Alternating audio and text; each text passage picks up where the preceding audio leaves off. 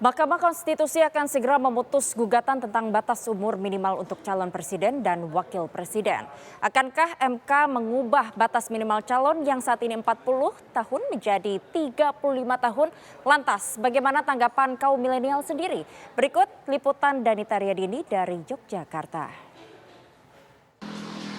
Pemirsa, pemilu 2024 semakin dekat saja nih waktunya pemirsa. Nah, beberapa waktu yang lalu ada gugatan mengenai batas usia capres dan cawapres yang diturunkan dari 40 tahun menjadi 35 tahun. Nah, di Yogyakarta nih ada sejumlah mahasiswa yang memberikan tanggapannya mengenai batas usia capres dan cawapres. Berikut ini pemirsa. Menurut saya lebih setuju yang minimal umurnya 40 tahun ya. Karena kita perlu seorang yang bisa lebih matang pemikirannya sehingga menentukan langkah-langkah berikutnya lebih bijaksana gitu Pak. Karena kenapa? Karena lebih banyak umur, lebih tinggi umur tersebut, maka dia akan lebih banyak pengalaman yang dia lalui selama ia hidup seperti itu. Pengalaman itu ya berdasarkan gimana sih dia di lapangan, gimana dia pernah bekerja dan lain sebagainya. Nggak mesti yang lebih tua itu lebih berpengalaman atau lain sebagainya.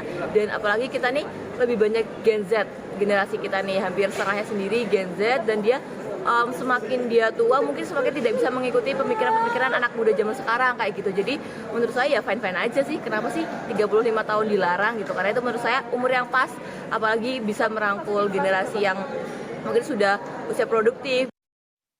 Tanggapan saya, menurut saya umur 35 tahun itu belumlah sangat memungkinkan, karena menurut saya umur 35 adalah masih di batas kelabilan, di mana kita belum bisa menentukan kebijakan karena masih adanya kelabilan hak tersebut.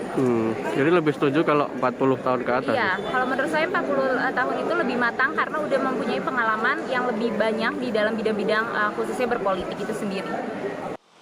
Demikian pemirsa pendapat dari sejumlah mahasiswa di Yogyakarta mengenai batas usia capres dan cawapres. Kembali ke studio.